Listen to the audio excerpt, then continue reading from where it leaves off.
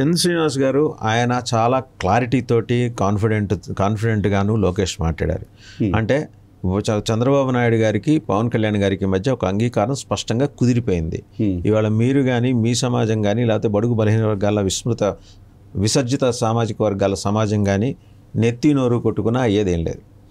ఉన్న ఒకే ఒక ఆప్షన్ ఏంటంటే, సరే సమాజంలో నుంచి వస్తున్న పెళ్ళుబికిన ఈ నిరసనని చూసి పవన్ కళ్యాణ్ తనను తాను కరెక్ట్ చేసుకుని నేను ఒంటరిగా పోరాడతాను ఏదైతే అదైందని వచ్చాడా, జోగయ్య గారు చెప్పిన 50 ఏళ్ళలో 50 తెచ్చుకుంటాడు.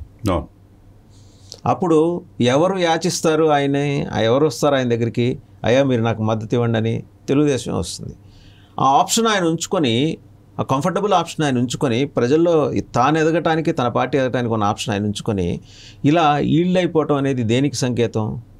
అంటే వైసీపీ చేస్తున్న అర్థం పర్థం లేని ఆరోపణలన్నిటికీ ఈయన బలం చేకూరుస్తున్నట్టేగా. నేను మళ్ళీ అంటున్నా, అర్థం పర్థం లేని ఆరోపణలు. డెఫినెట్గా సార్, వైసీపీ వాళ్ళు అంబటి రాంబాబు కావచ్చు, మిగతా వాళ్ళు మాట్లాడిన దానికి మీరు నమ్మొద్దు పవన్ కళ్యాణ్, మీరు మారండి ముందు అంటున్నారు.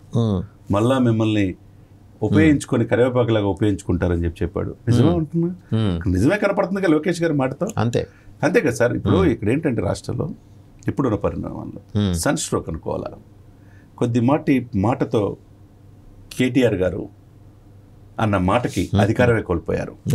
వాళ్ళ నాన్నగారు కలవకపోవటం, ప్రజల్లో కింద తీసుకోకపోవటం కావచ్చు, అసలు ఆంధ్ర వాళ్ళు ఎవరు ఇక్కడ ధర్నాలు చేయడానికి అక్కడ చేసుకోండి అన్నందుకు అక్కడ అధికారమే కోల్పోయారు. సేమ్ అధికారం అవకాశం ఉండి, పవన్ కళ్యాణ్ రూపేణ క్యాడర్ ఉండి, జగన్మోహన్ రెడ్డికి దించగల శక్తి ఉండి డెఫినెట్గా ప్రభుత్వం వస్తుందని ఈ సమయంలో ఈయనన్న మాట సన్ స్ట్రోకే నాకు అనిపిస్తుంది. సన్ స్ట్రోకే సార్. అంటే లోకేష్ గారు ఒక డెసిషన్ తీసుకున్నట్టున్నారు, ఎలాగైనా సరే జగన్మోహన్ రెడ్డి గారిని గెలిపించేయాలని. అలానే కనపడుతుంది ఆయన అన్న మాటలు. డెఫినెట్గా అంతే కదా, డెఫినెట్గా అలాగే కనపడుతుంది సార్. ఇది సన్ స్ట్రోక్ అంటారు. ఆ రోజు 2018లో తెలంగాణ రాష్ట్రంలో కాంగ్రెస్తో కలిసి చంద్రబాబు నాయుడు గారు వెళ్ళినందుకు ఎవరికి బెనిఫిట్ అయింది? అక్కడ కేసీఆర్ గారికి బెనిఫిట్ అయింది. సేమ్ నువ్వు ఇప్పుడు మాట్లాడిన మాటలకి ఎవరు బెనిఫిట్ అవుతారు? జగన్మోహన్ రెడ్డి గారు. జగన్మోహన్ రెడ్డి ముఖ్యమంత్రి అవుతాడు, no doubt at all. Sir మీకైనా నాకు ఐఎమ్ ఏ లామ్యాన్, నా ప్రొఫెషన్ నాది, నా వృత్తి నాది, నాకేం కాదు. యాజ్ ఎ జర్నలిస్ట్ మీకేం కాదు. మొదటి నుంచి సామాజిక స్పృహతో ఈ ప్రజాస్వామ్యంలో అందరికీ ఫలాలు అందుకోవాలి. డెమోక్రటిక్ స్పెక్ట్రంలో ఉండి అందరికీ స్పేస్ ఉండాలి. అంబేద్కర్ గారు చెప్పారు సార్. ఆ ఫిలాసఫీ ప్రకారం మీరు 2.5 దశాబ్దాలు పూర్వం ఆదిశంకర్లు చెప్పారు. అది మీరు 2.5 దశాబ్దంలో ఏ జర్నలిస్ట్ ఆలోచించాల మీలాగా? సార్ ఇలా జరుగుతుంది, ఎలక్ట్ అవ్వాలి, 88% రిప్రజెంటేటివ్ ఉండాలి అని మొదటి నుంచి పోరాడుతున్నారు సార్ మీరు నేను. ఇదే జరుగుతుంది కదా. నీ అహంభావంతో, నీ వెనకున్న సామాజిక వర్గం యొక్క అండతో మీరు 3% ఉంటారా? మీరే ముఖ్యమంత్రులు అవుతారు. 9% ఉన్న రెడ్డి గారులే మళ్ళా ముఖ్యమంత్రి అవుతారు. 88% సప్రెస్డ్ గ్రూప్స్ తక్కువ పడితే పీడిత దాడిత వర్గాల వారు, వాళ్ళకి పదవులు అవసరం లేదా?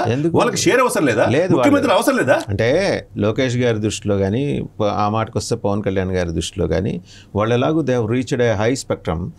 కింద ఉన్న వాళ్ళందరూ పల్లకీలు మోయాలేమో బహుశా సార్. మోచే పరిస్థితి లేదు. ఆ 27 సీట్లతో ఆయన తృప్తి పొందుతున్నాడేమో, మరి మనకి తెలియదు. ఇంత అహంభావంతో ఆయన అన్న మాటలకి దేర్ ఈజ్ నో ఆల్టర్నేట్. మీరు లోకేష్ నే తప్పడుతున్నారు. ఇందాక నుంచి పవన్ కళ్యాణ్ ఒక్క మాట అంటలా మీరు.